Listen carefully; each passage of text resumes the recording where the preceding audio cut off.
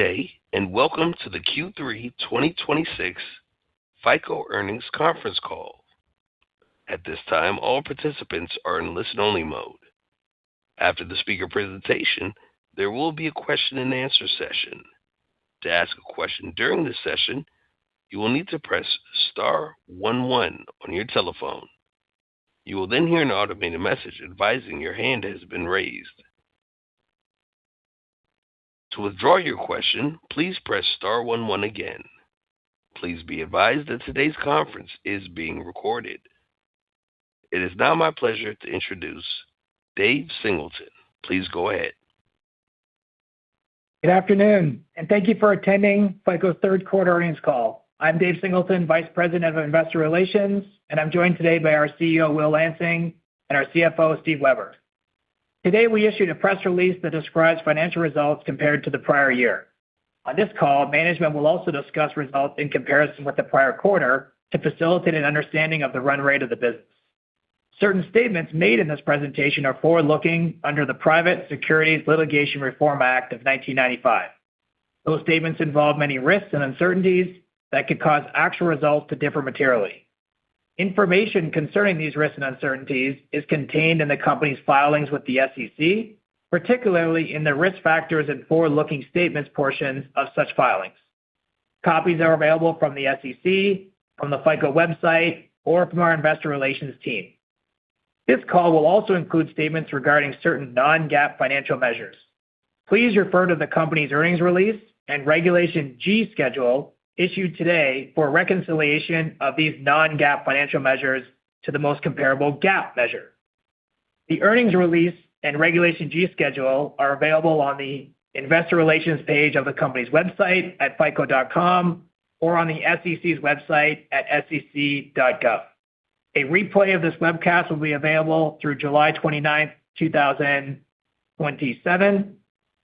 Our quarterly investor presentation is available in the investor relations section of our website.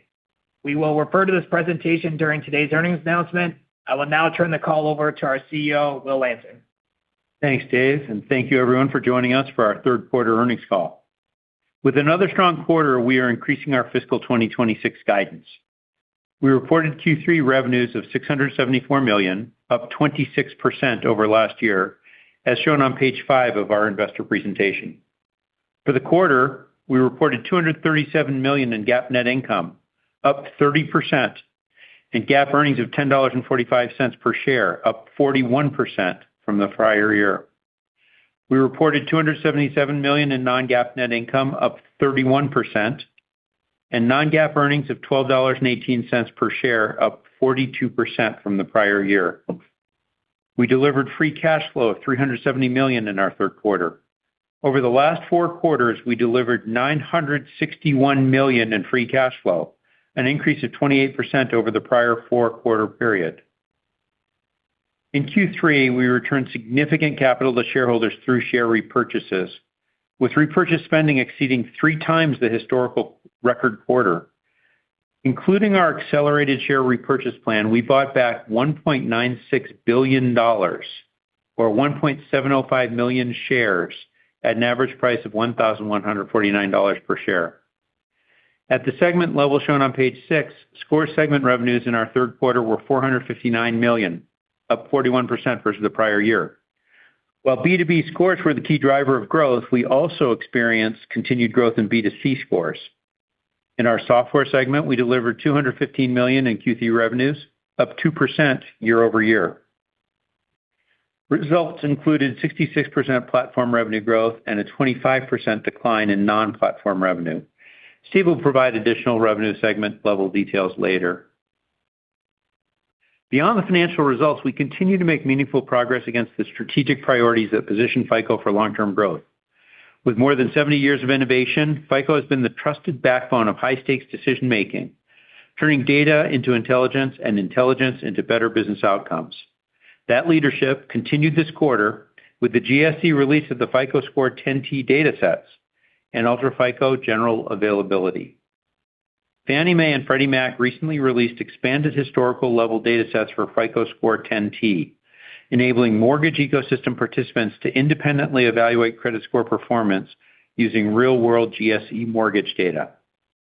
Independent analysis by Millman, a leading global actuarial and risk management firm, reinforced previous findings, concluding that FICO Score 10T outperforms VantageScore on all three key statistical measures of predictiveness and across every origination year studied, both individually and in aggregate. Millman found that FICO Score 10T delivers more than a 10% predictive advantage for first-time homebuyers and more than an 8% predictive advantage over VantageScore for the most recent origination years, an especially important cohort because it exhibits some of the highest default rates in the dataset. FICO's predictive advantage is not driven by access to different data. FICO Score 10T and VantageScore are built on the same underlying datasets. The comparison of the models can be found in our investor presentation on page 10. The difference lies in FICO's decades of experience developing predictive credit risk models and how FICO transforms that data into a more accurate assessment of default risk. That predictive advantage has meaningful implications across the mortgage ecosystems. For lenders and originators, a more predictive score enables better risk assessment, more confident lending decisions, improved portfolio performance, and the ability to responsibly expand access for borrowers. For investors and capital markets participants, stronger default prediction supports more accurate risk measurement, pricing confidence, and ultimately a more resilient housing finance system. For consumers, it enables more precise risk-based pricing, broader access to credit, and better borrowing outcomes. The FICO Score 10T Adopter Program provides lenders with historical data and makes FICO Score 10T available at no additional cost alongside Classic FICO, enabling production testing and validation within existing workflows. Ecosystem participants actively opt in, and FICO works directly with them to evaluate and prepare for production deployment. The program has grown to 70 lenders, spanning both conforming and non-conforming mortgage markets.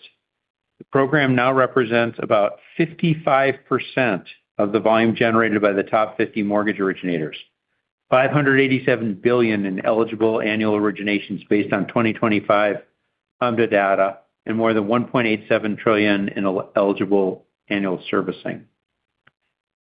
Complementing the adopter program, FICO has expanded the technology infrastructure supporting FICO Score 10T adoption.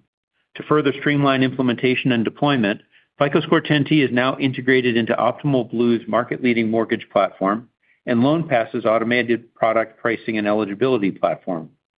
These integrations enable lenders to leverage the industry's most predictive credit score throughout the mortgage lifecycle, including loan eligibility, pricing, hedging, trading, and portfolio evaluation.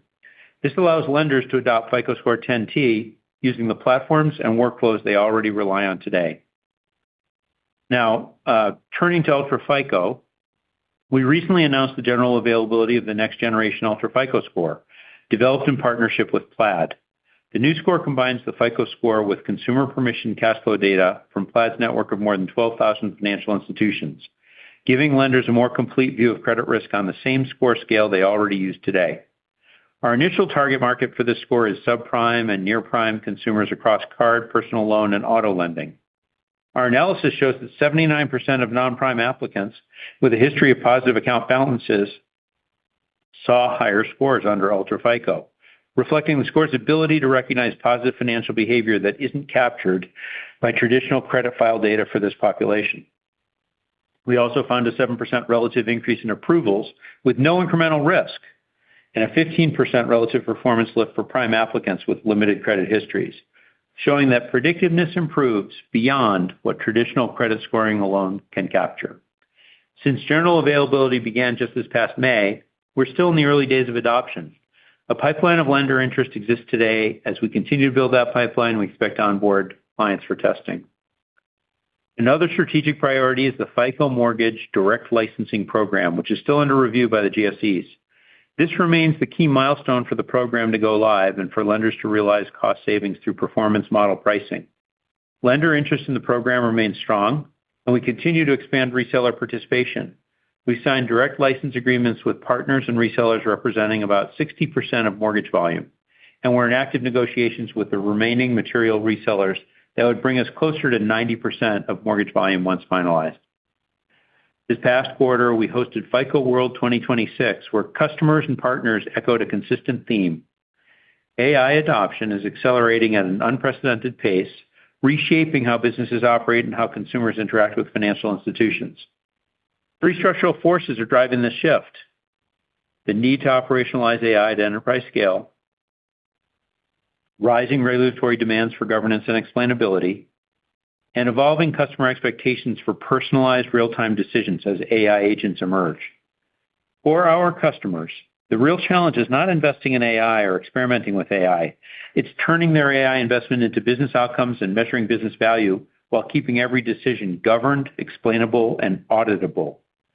Customers are answering this challenge by integrating FICO Platform, the world's leading AI decisioning platform for the financial services industry, into their enterprise architecture and building their business solutions on FICO Platform. The FICO Platform is differentiated by a number of things. First, FICO leverages 70 years of domain expertise in financial services. Second, FICO Platform benefits from proprietary data sets such as our fraud consortium data spanning thousands of financial institutions. Third, FICO Platform clients that leverage multiple use cases benefit from a compounding feedback loop that can create a more complete picture of the customer, utilizing the always-on and always-available AI-powered customer profile engine. Fourth, our FICO Platform architecture enables responsible AI through decisions that are auditable, transparent, and explainable, allowing clients to more easily adhere to governance and regulatory requirements. Fifth, FICO Platform decisioning capabilities are deeply embedded into enterprise workflows, delivering complex decisions in real time, at scale, in milliseconds, and with a high degree of reliability. Our investments are focused on development and distribution of market-leading and differentiated intellectual property. These include the development of FICO Platform and technologies such as focused sequence models and focused language models. This requires limited CapEx as we leverage cloud providers for scalability. We continue to deliver healthy year-over-year growth in bookings, ARR, DBNRR, and enterprise platform clients, demonstrating real-world value for our customers and tangible results from our investments. Our near-term focus has been on driving top-line growth, while our long-term focus is on driving margin expansion. We've advanced two initiatives that will support these objectives. First, in July, we expanded our collaboration with Accenture by pairing the FICO Platform with Accenture's experience in risk, AI, and industry operations. This partnership will help enterprises turn investments into real business results, faster decisions, stronger risk controls, and outcomes that hold up under regulatory scrutiny.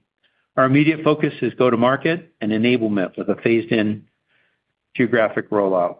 Second, later this calendar year, we anticipate the general availability of our next-generation FICO Platform, which includes our enterprise fraud solution. With incremental IP and expanded distribution, we anticipate greater penetration of FICO Platform within our current 500 named target accounts and an expansion of our operating market beyond those accounts. I'll now pass this to Steve to provide further financial details. Thanks, Will, and good afternoon, everyone. As Will mentioned, our Scores segment revenues for the quarter were $459 million, up 41% from the prior year. As shown on page 17 of our presentation, B2B revenues were up 49%, primarily attributable to a higher mortgage origination score unit price. In the prior year quarter, FICO recognized approximately $16 million on a multi-year U.S. license renewal on our insurance score product. Normalizing for that deal, Scores revenues were up 49%, and B2B revenues grew 59% respectively. Our B2C revenues were up 5% versus the prior year. In our mortgage origination scores business, third quarter volumes grew low single digit versus the prior year. Our mortgage originations revenues were up 97% from the prior year. Mortgage origination revenues accounted for 71% of B2B revenues and 62% of total Scores revenues. Auto originations revenues were up 15%, while credit card, personal loan, and other originations revenues were up 9% from the prior year. For your reference, page 18 of our presentation provides quarterly trending for Scores segment metrics. Turning to our software segment, our software ACV bookings for the quarter were $29 million, as shown on page 19 of the presentation. On a trailing 12-month basis, ACV bookings reached $128 million this quarter, an increase of 39% from the same period last year. We continue to see strong growth in our sales pipeline. Our total software ARR, as shown on page 20, was $816 million, a 10% increase over the prior year. Platform ARR grew 62% versus the prior year to $413 million and represented 51% of our total Q3 2026 ARR, while non-platform declined 17% to $403 million for the quarter. For the first time, platform ARR dollars exceed non-platform ARR dollars, marking an important milestone that reflects the successful execution of our long-term strategy and the returns we are realizing from our strategic investments. Excluding migrations, platform ARR growth was in the mid-30% range, reflecting strong execution in new customer wins, as well as expanded use cases and volumes from existing customers.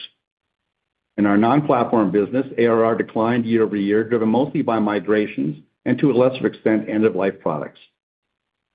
Our dollar-based net retention rate in the quarter was 109%. Platform NRR was 148%, while our non-platform NRR was 82%. Platform NRR was driven by a combination of new use cases, increased usage of existing use cases, and migrations. Third quarter software segment revenues, detailed on page 21, were $215 million, up 2% versus the prior year. Within the segment, our SaaS revenues grew 21%, driven by continued strength in FICO Platform. Our on-premises revenues declined 16%, driven by lower point-in-time revenue, as we had fewer non-platform license renewal opportunities compared to the prior year quarter. Our professional services revenues declined 24%, as the prior year quarter includes revenue from the completion of a large deal milestone. Normalizing for point-in-time revenue and professional services revenue, the software segment revenues grew 10% versus the prior year. Platform revenues exceeded non-platform revenues for the first time in FICO history. Year-over-year, platform revenues grew 66%, driven by success in our land and expand strategy. Excluding migrations, platform revenues grew in the high 30% range. Non-platform revenues declined 25%, driven by migrations and lower point-in-time revenue. As a reminder, platform and non-platform revenues exclude professional services revenues. From a regional perspective, 91% of total company revenues this quarter were derived from our Americas region, which is a combination of our North America and Latin America regions. Our EMEA region generated 6% of revenues, and the Asia Pacific region delivered 3%. Operating expenses for the quarter, as shown on page 22, were $312 million this quarter, compared to $289 million in the prior year, an increase of 8% quarter-over-quarter, driven by marketing for FICO World and some personnel expenses. Our updated guidance includes fourth quarter operating expenses that are modestly higher than in our third quarter due to incremental front-end loaded marketing expenses to support the launch of our new partnership with Accenture, as well as some anticipated one-time restructuring charges. Our non-GAAP operating margin, as shown on page 23, was 62% for the quarter, compared with 57% in the same quarter last year. We delivered year-over-year non-GAAP operating margin expansion of 479 basis points. The effective tax rate for the quarter was 24.6%. We expect a full-year operating tax rate of 25%-26% and an effective tax rate of around 24%. At the end of the quarter, we had $305 million in cash and marketable investments. Our total debt at quarter end was $5.58 billion, with a weighted average interest rate of 5.64%. This includes the June issuance of a $1.5 billion term loan to fund the accelerated share repurchase. As a result, we expect fourth quarter interest expense to be higher than in the third quarter. As of June 30th, 2026, 60% of our debt was held in senior notes, while 40% of our debt was held in term loans or a balance on our revolving line of credit, both of which are repayable at any time. As Will highlighted, we had a record quarter for returning capital to our shareholders through buybacks. As shown on page 25, in Q3, we repurchased 1.705 million shares for a total cost of $1.96 billion. In the near term, we will be using cash to pay down debt. Beyond that, we continue to view share repurchases as an attractive use of cash. With that, I'll turn it back to Will for his closing comments. Thanks, Steve. Elevated interest rates and ongoing affordability challenges continue to weigh on the mortgage market, keeping loan originations below historical norms. While the macro environment remains fluid, our strategy, innovation, and execution remain disciplined and consistent. I'm quite pleased to report that today we're raising our full-year guidance as we enter the fourth quarter. As shown on page 26 of our presentation, revenue guidance is now $2.53 billion, an increase of 20% versus prior year. GAAP net income guidance is now $850 million, with GAAP earnings per share of $36.86, an increase of 30% and 39% respectively. Non-GAAP net income guidance is now $979 million, with non-GAAP earnings per share of $42.43. Those are increases of 33% and 42% respectively. With that, I'll turn the call back to Dave, and we'll open up for Q&A. Thanks, Will. This concludes our prepared remarks, and we're now ready to take questions. Operator, please open the lines. Certainly. As a reminder, to ask a question, please press star 11 on your telephone and wait for your name to be announced. To withdraw your question, please press star 11 again. And due to time constraints, we ask all participants to limit themselves to one question and one follow-up question. One moment, please.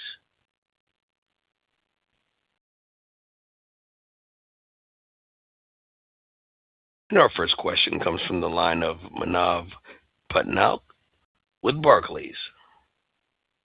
Thank you. Good evening, guys. I just had a question on the DLP program that you said is under review by the GSEs. I believe one of them had already signed off, so just trying to appreciate why or what the next steps for the other one are. And then with respect to that, you talked about the signed agreements with 60% resellers representing 60% of the U.S. mortgage volumes. Are they also interested specifically in the performance fee model? Just looking for that incremental color. Yes. So with respect to the DLP, not a lot of new news. We're literally waiting on certification from one of the GSEs so that we can go live. The operational stuff is all set up, ready to go.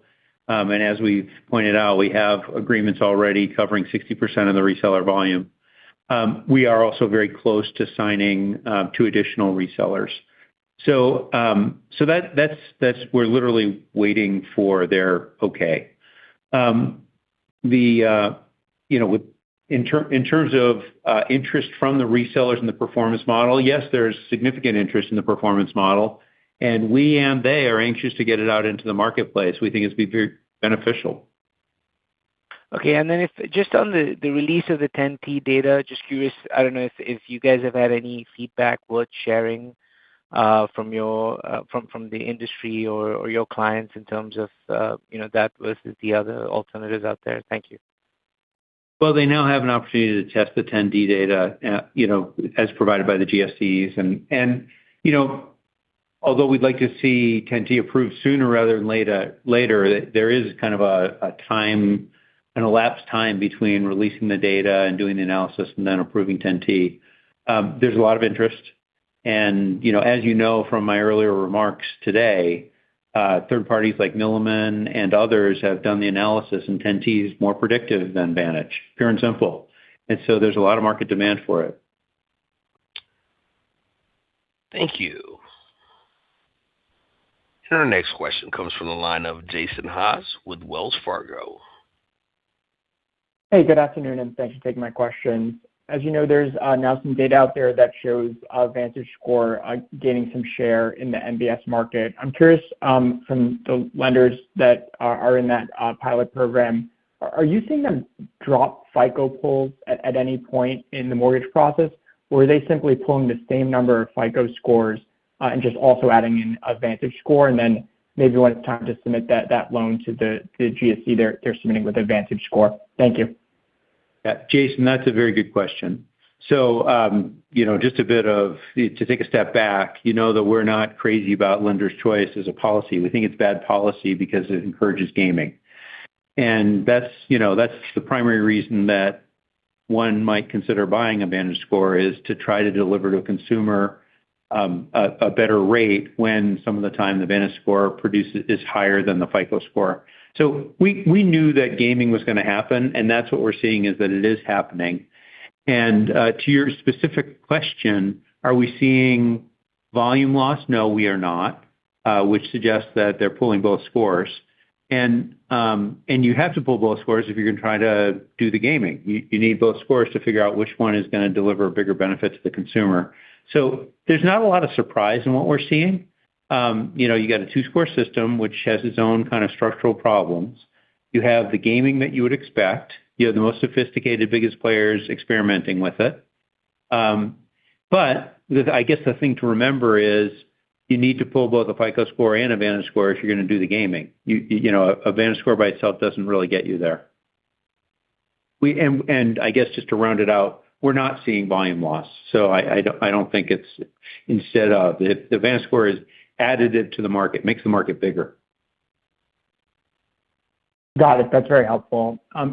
That all makes sense. Can you also just comment on the mortgage origination revenue growth decelerated on a year-over-year basis? It was also down quarter-over-quarter. I'm sure part of it was just mortgage volumes being a bit softer in 3Q. I assume that was the case. But any other comments on what's driving that? And I don't know if you could give us any sort of framework for how to think about 4Q, just to level set expectations here. Thanks. Yeah, that's a great question. So, if you look on a year-over-year basis, we were up, we said low single-digit volumes, which I think is pretty much in line. If you take all the bureaus together and average them, that's probably what you'll get, or take them as a total universe. So I think we're seeing, similar volumes to what the bureaus are seeing. There definitely was a slowdown, as the bureaus talked about as well. As rates take up, the volumes do slow down. So that's what happened there on the year-over-year basis, and that's also what caused the quarter-over-quarter. So again, it's really just about the slowdown in the mortgage market as rates crept up. Thank you. And our next question comes from the line of Jeff Mueller with Baird.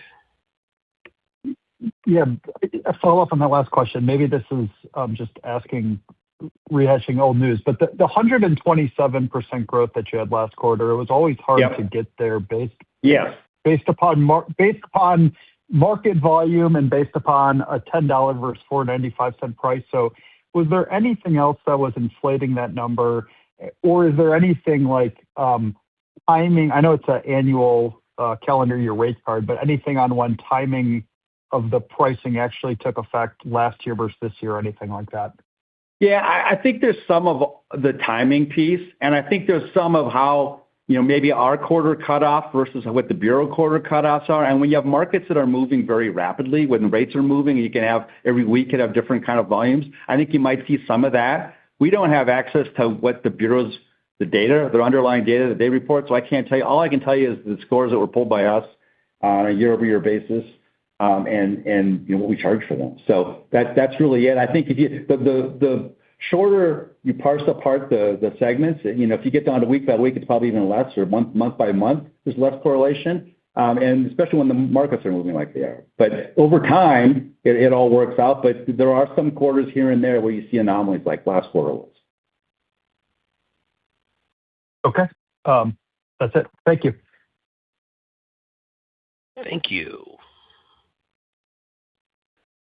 And our next question comes from the line of Simon Clinch with Rothschild and Redburn.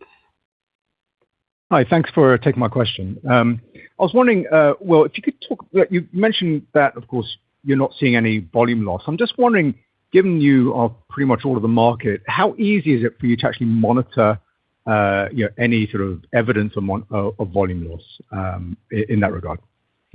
It's not that easy. It's not, honestly, it's not that easy, but we're, relative to our forecasts and expectations, we're not seeing it.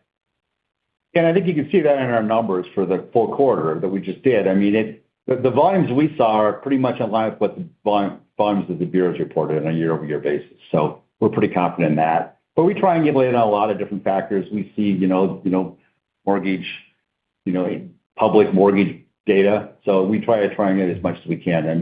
We don't have exact numbers, but we're pretty confident that what we're seeing is representative of what's happening. Okay, great. Thanks. Just following up on the other segments, the auto, card, and personal loans, could you just give us a bit of color as to how things are progressing there in terms of your sort of pricing initiatives, testing, elasticity of the market, et cetera? Thanks. Yeah, well, it's obviously early in the year for us to be suggesting where the pricing will go for next year.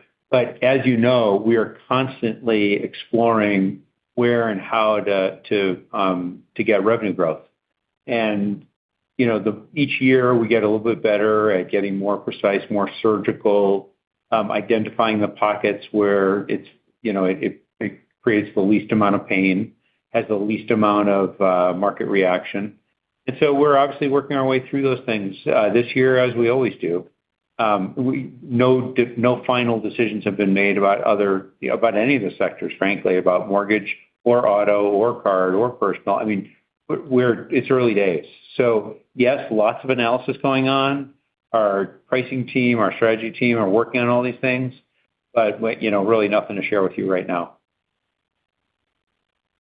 Thank you. Our next question comes from the line of Surinder Thind with Jefferies. Thank you. Just switching gears over to platform. Can you maybe talk about just the next generation product, or the next generation platform, and just the client conversations you're having in terms of the uptake? Obviously, it seems like there's some clients that are moving from non-platform to platform as well. Just any color on the dynamics. Is that something that we should just expect to accelerate as more features, functionality in GA go forward, or how should we think about that? Yes, that's exactly what you should expect, is for it to continue to accelerate. We've got tremendous interest and tremendous uptake, and you can see in our numbers, tremendous platform growth. We do continue to release into the market new features and functionality that just increase the use cases, and with that, the utility of the platform, because it's all, as I said earlier, it's reinforcing. The more use cases you have on the platform, the more value you get out of it, the lower cost it is to bring on additional functionality.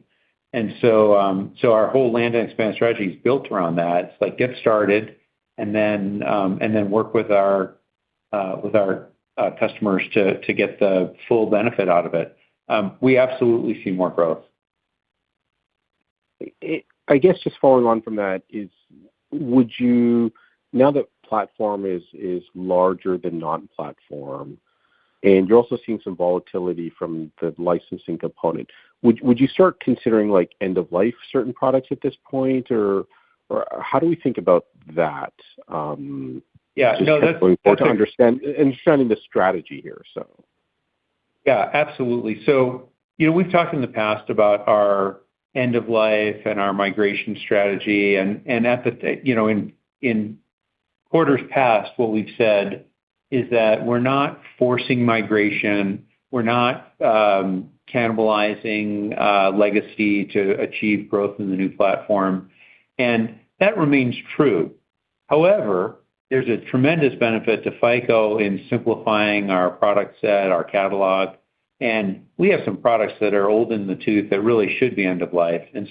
We're finally getting around to doing it. We have the capacity to move our customers on those older products to newer, better products that are going to wind up, to the platform and to the functionality they get with the platform, and they'll be able to get more functionality at a lower cost.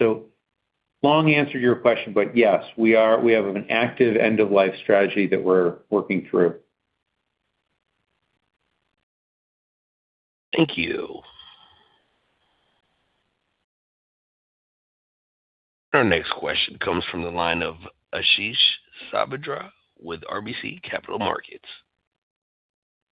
Thanks for taking my question. I just wanted to follow up on that earlier question around the VantageScore market share in conforming loans.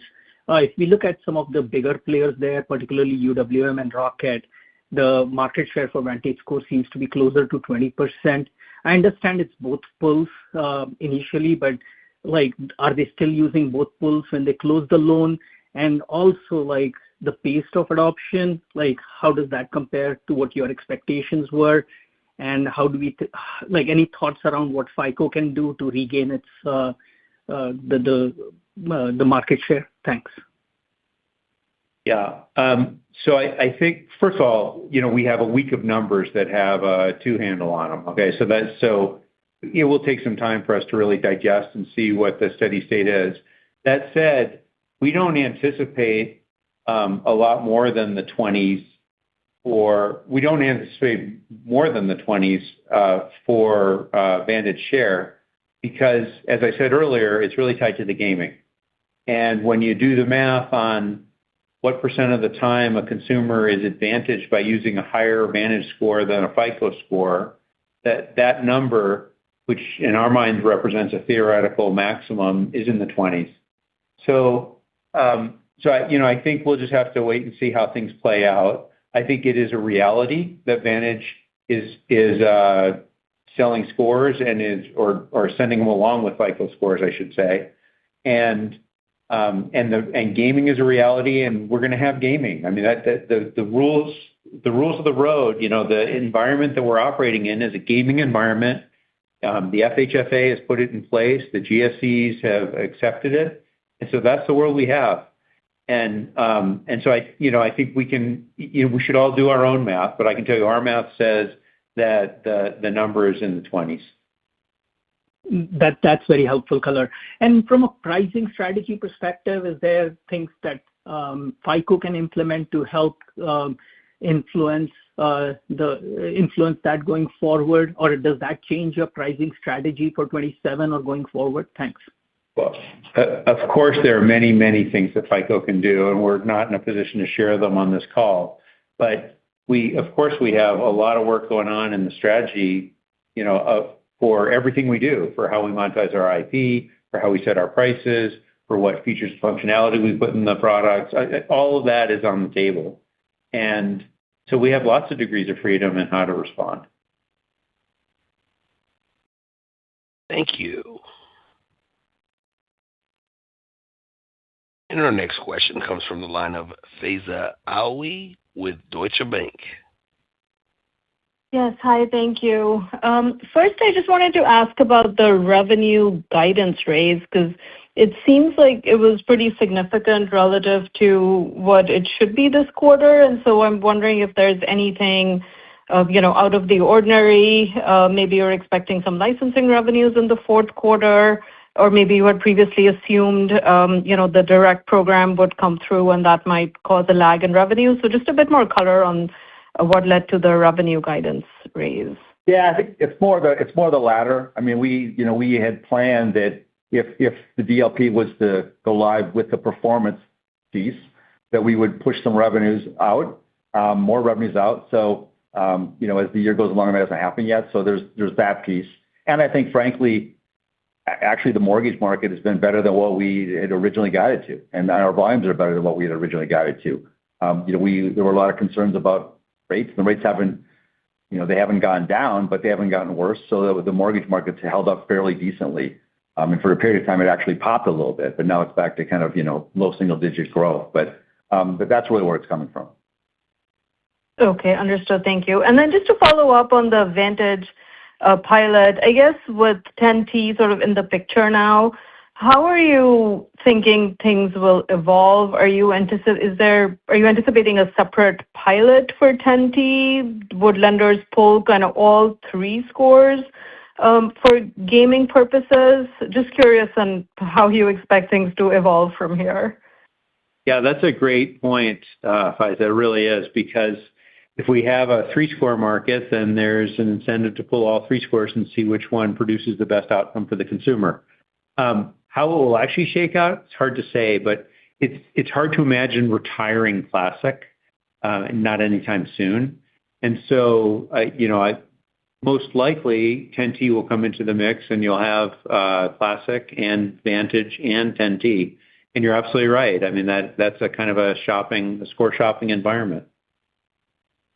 Sorry, just to follow up on that, would you charge extra? Would 10T be an additional price, or would you offer it for free alongside FICO Classic?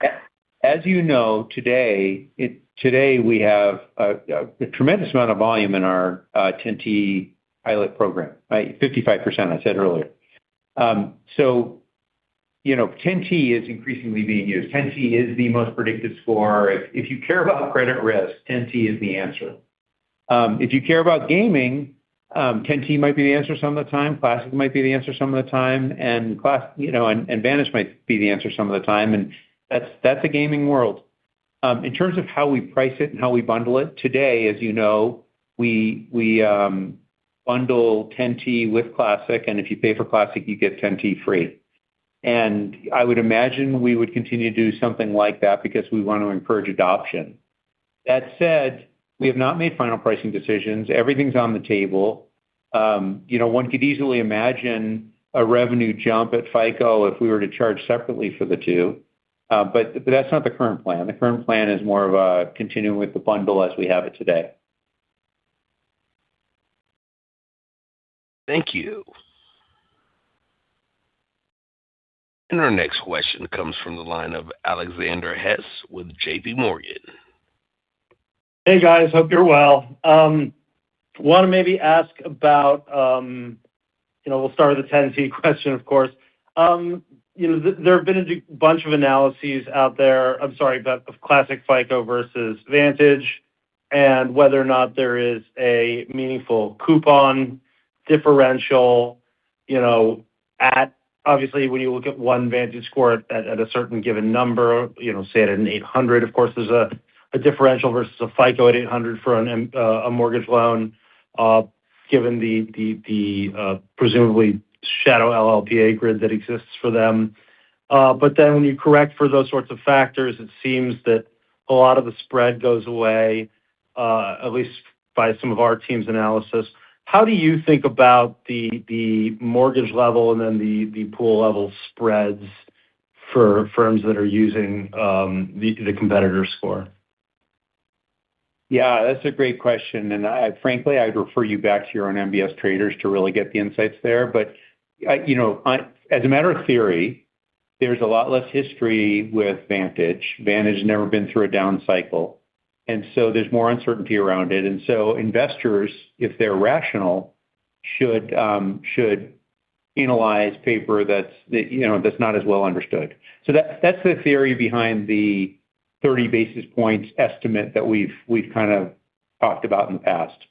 How it will really shake out is hard to say. I mean, it really kind of depends on the rationality of the market. Now, today, Vantage is such a small part of the market, it's not clear that any of it is really, providing real signal. As you know, what has been securitized with Vantage is largely mixed into much bigger FICO pools. So, I would just encourage you to talk to your traders and see what they say. But they are rational, and so as they dig into this, I think we ought to see the differential appear. All right, thank you. And then maybe thinking about, the monetization across the scores business holistically, Will, obviously, there's a price point for the FICO and mortgage applications, but there are entire pools of the market where I think you guys would say you're pretty under-monetized and even under-penetrated. Rental comes to my mind, but maybe something else comes to your mind overseas, perhaps. How are you thinking about maybe, at some point the mortgage market does reach an equilibrium on FICO pricing. I don't know when it is, but how are you thinking about the next leg or future legs of monetization for scores holistically, and what might that look like? Yeah, I very much appreciate that question because too often people think about our scores IP as being single-threaded through mortgage. And yes, obviously we have a lot of mortgage concentration, but we do have a lot of opportunity in other verticals, and we have a lot of opportunity with new scores that rely on different data sets that can score new populations and provide new avenues for us to make money. We're working on all those things. I mean, I mentioned Ultra FICO and our partnership with Plaid. Ultra FICO is a next-generation score. It's a consumer permission score that captures everything that you get today in a FICO score, the credit file data and everything, all the caloric value that you get out of the credit file. but it augments it with cash flow data. When you do that, you get much better insights.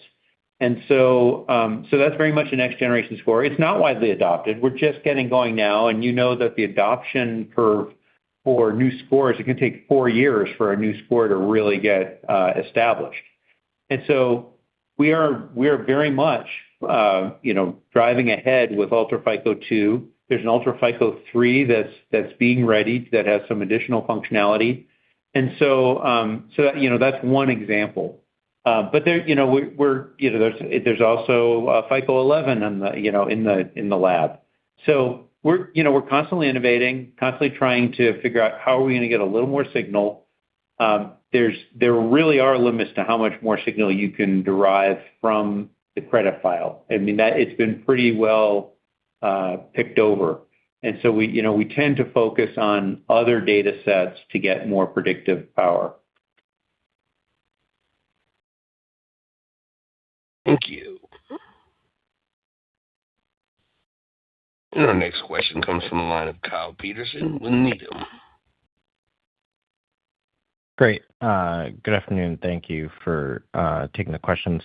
Wanted to start off on the DLP program. I know gaming has come up several times on this call already, but I guess just how have those conversations with potential lenders gone? I guess, do you think there might be any slowdown in adoption from that by people that are gaming, given at least right now, if they buy from the bureaus, they can get the VantageScore for free and save the buck? So I guess just any thought on if gaming would impact the adoption curve on DLP would be good. Yeah, good question. We don't think so. We think that the benefits of the performance model with DLP are pretty significant from a cost standpoint. What it really does is encourages more customer acquisition, more speculative effort to identify potential borrowers. It broadens the market. It creates more access. So it does all those kinds of things which are very desirable to the big lenders. So we see continued interest in it, and I don't think the gaming is going to put any kind of a damper in it. Okay. That's helpful. Thank you. And then I guess just a quick follow-up on capital return. Obviously, good to see the ASR, big signal. And I think you guys have said a couple times now that kind of prioritizing leverage reduction in the near term. I guess, should we interpret that as that you'll likely be more or less totally out of the market for the next couple quarters? Or any color there on how much you guys want to prioritize and for how long you guys will be prioritizing debt versus incremental buybacks? Yeah, I mean, we have a lot of free cash flow, so we de-lever pretty quickly. So we'll see. We'll update you next quarter on what it looks like then, and we'll determine where we're at. I mean, it's probably not likely we're going to buy any additional shares beyond what's already in the ASR this quarter. But then, when we give our next quarter results, we'll talk about where we are there, and because we do de-lever pretty quickly. So this is an acceleration certainly of our buyback, but you've also seen our EBITDA and our cash generation grow pretty dramatically. So we're de-levering even quicker than we normally did. Thank you. Our next question comes from the line of George Tong with Goldman Sachs. Hi, thanks. Good afternoon. You're on the cusp of having your 10T score go live pending DLP approval. Can you share feedback you've received from lenders on 10T's pricing, including the funding fee component? Well, we have explored the performance model and the funding fee component with lenders. And as you can imagine, there's some like it and some don't like it so much. And so we know that there's appetite for it. I think that is one of the driving forces behind DLP adoption will be the opportunity to get the funding fee model and performance model. So, but is it for everyone? No, it's not. I mean, not everyone will love it, particularly if you hardly pull if you don't pull many scores per closed loan, it's less attractive. I mean, that kind of goes without saying. Got it. Very helpful. Thank you. Thank you. And our next question comes from the line of Ryan Griffin with BMO Capital Markets. Hey, thank you so much. Just on the software business, was wondering if you could talk about the retention rate dynamics. Is that the best way to think about that, just land and expand? And then on the ACV bookings, are you still expecting those to accelerate in second half versus first half? Thank you. So in reverse order, bookings, yes, we see continued acceleration. But the first part of your question is, yeah, land and expand is very much our strategy. You see it in the DBNRR. We are doing a little more migration now than we were, say, 3 or 4 quarters ago. Some of our CCS business is migrating. So there's a bit more migration in it, and that's why you saw the legacy retention rate go down. But, you know, on balance, we're pretty happy with the way it's all playing out. I mean, 146% DBNRR on the platform business, and that being now the bigger half of our business, that's pretty good. We have very, very low churn. Thank you. And for the follow-up, just on the recent trigger loan legislation, we heard that shook things up between the pre-qual market and the hard inquiry market. Was just wondering to what extent that impacted the mortgage volume side of your business. We haven't seen a lot. There's a little. I mean, we notice a bit, but I wouldn't say anything dramatic.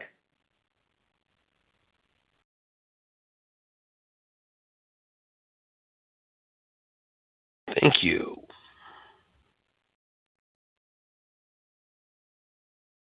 And our next question comes from the line of Owen Lau with Clear Street. Hi, good afternoon. Thank you for taking my questions. Going back to software, you mentioned booking was strong, platform ARR growth accelerated, but non-platform was weak. Should we expect these kind of like divergence continue? I mean, because the delta was pretty high. I'm just thinking about how to think about these going forward. Yes. I mean, the short answer is yes. I mean, we had held off on migrating legacy to platform for many, many quarters, partly because we didn't have the capacity to handle it on the new platform. We were so busy bringing on new customers.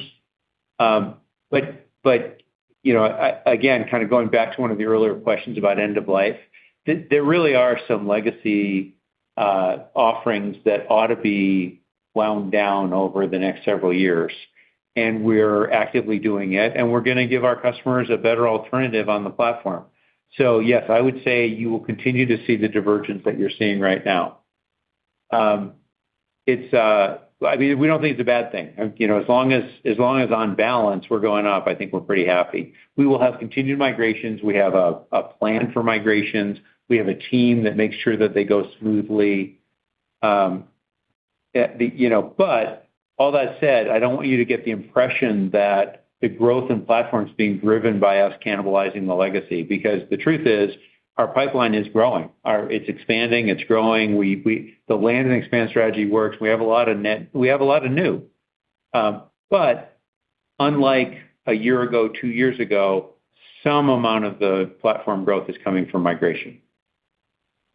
Got it. That's helpful. And then quickly on the VantageScore pilot program, I'm wondering if 10T is actually dependent on the VantageScore pilot, or there's a path to run both in parallel. I mean, if 10T is further delay, how would that impact the implementation of other FICO scores you just mentioned, like Ultra FICO 2 or FICO 11?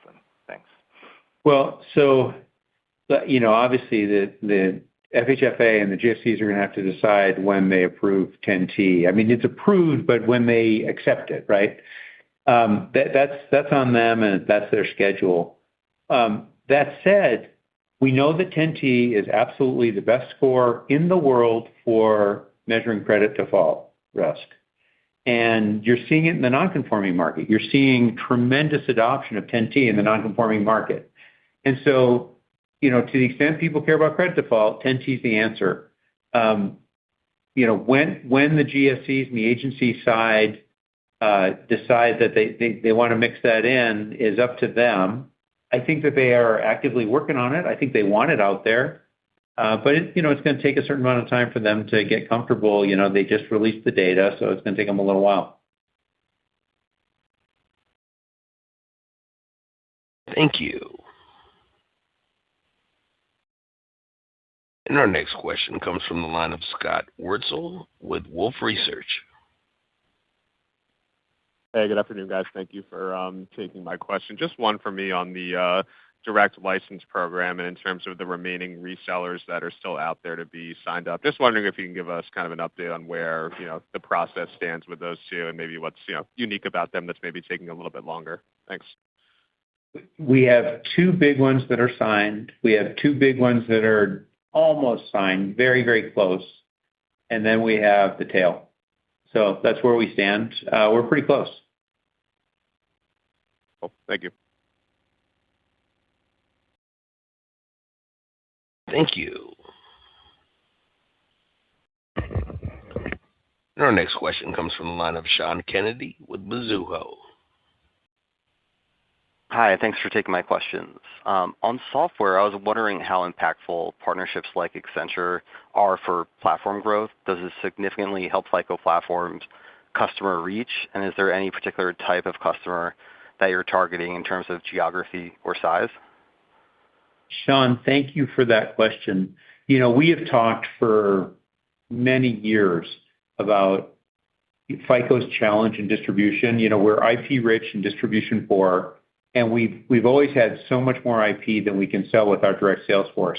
And that's as true today as it's not quite as true today as it was in years past, but it's still true.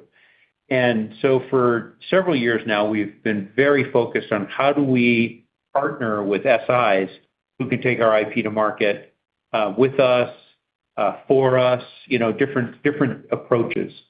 And we are super pleased to now be in this significant strategic partnership with one of the top SIs in the world, where they're going to be going to market with us, with our IP and their capabilities. They have relationships that we don't have. We have relationships and can send work their way. So it's really a truly strategic partnership for both of us. We're super excited. I think it's the beginning of seeing the indirect side of our business grow. I think you're going to see increasingly we'll wind up monetizing our IP through partners and not just through our direct sales force. Got it. It's great to hear. And then, the platform net retention rate has really inflected positively this year.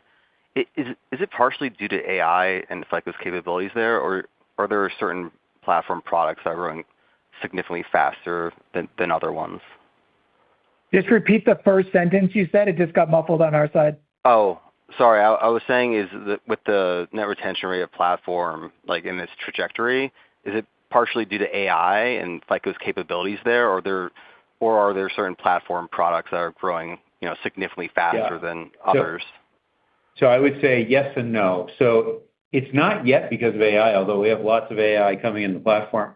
I'd say that the platform growth we have right now reflects the current state, the current state of the platform and the functionality and capabilities that we can bring to our customers with what we have today. I mean, they get immediate payback. They're up and running very fast, and they get immediate payback from it. The AI enhancements to the platform, if you want to call them that, are coming. They're close. And, will that result in an uptick in platform growth? I don't know. It's certainly going to continue the growth. There's a lot of appetite for it. We've got all kinds of great AI-driven capabilities for our customers who are on the platform. Great. Thanks so much. Thank you.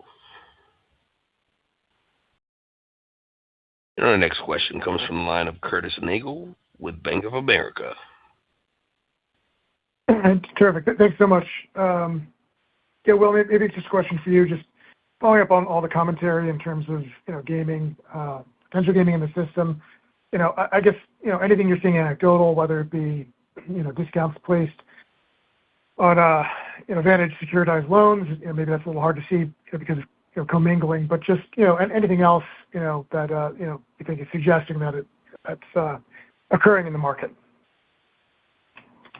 I'm not sure I know how to interpret that question. We know that there's gaming. We expected gaming. We're seeing gaming. We think there's a limit to how big gaming can get. So I don't know what the anecdotal is what you see with Rocket and UWM. I mean, that would be your anecdotal evidence of how much is happening and who's doing it.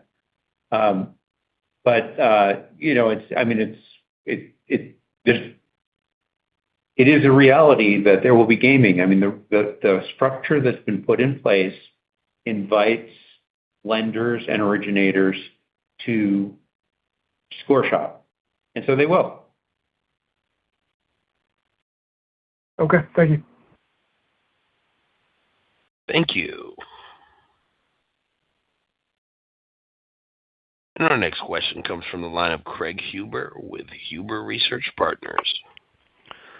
Great. Thank you. First, I want to ask, on the performance model, given that we're almost into August here, just talk a little bit further about just the usage of it out there, the feedback that you're getting. Where are we at on that right now, please? Well, yeah. So just to be clear, the performance model is to be distributed through the direct license program with the resellers. That program is not yet live. I mean, we thought it'd be live months ago, but it's not yet live because it's waiting on a certification from one of the GSEs. So I can't speak to usage of the performance model because it's not available yet. It's theoretical until it gets certified. That said, are we hours away, days away, weeks away? I mean, this isn't that hard a thing to do. The market wants the model. It gets us, we're happy because it gets a lower price point out into the market and makes us more competitive. The lenders who want it really want it. The resellers want it. So I think that we're in a waiting game here to get certified. And there's real no commentary you can give, like on the non-conforming part of the market for the usage of it. Is that also tied to the conforming piece? So there's not really much uptake there either. There's also a waiting pattern. We have not offered it. Just to be clear, we have not offered it there. It is to be offered through the direct license program, and that is not live yet. Okay. And my other question on the software side, just wanted to understand this a little bit better. Obviously, your software revenue in aggregate was up 2%. Your on-premise and SaaS software up, call it 5% year over year. Your costs look like they're up about 12% year over year, similar cost growth to the March quarter. Just what's going on there with the cost growth significantly outpacing the revenue growth? Well, so there's a couple pieces there. So on the revenue side, we have a lot less point-in-time revenue.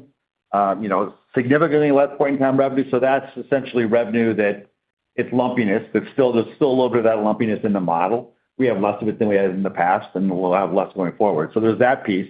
And then this quarter, we had a pretty significant uptick, from FICO World, which was a bigger event than what we had last year. And then we had some other kind of AWS that has increased too as the SaaS piece has gone up. And we've done some investing on that side. So, I mean, we've done some investing, and, you're going to see the margin growth probably next year. You'll start to see some growth off of that. But there is some lumpiness on the software point-in-time side that will give you some lumpiness in the margin. Thank you. And our next question comes from the line of Rayna Kumar with Oppenheimer. Good evening. Thanks for taking my question. So even with the DLP, the credit bureaus are likely to remain large customers of FICO. So I'm just wondering if you can comment on how your relationship with them has evolved over this process and where you stand now. Thank you. That's a great question. We get along great with the bureaus. They are our partners. We get a lot of revenue from them. They're our channel partners for, our Scores IP.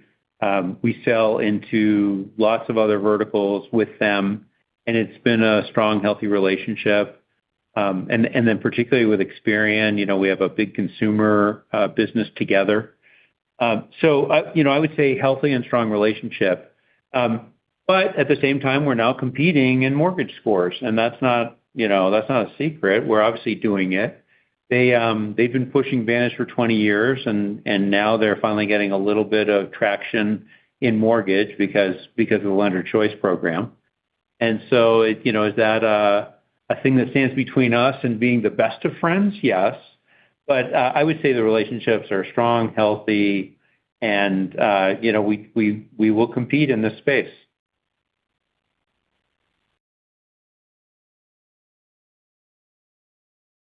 Thank you.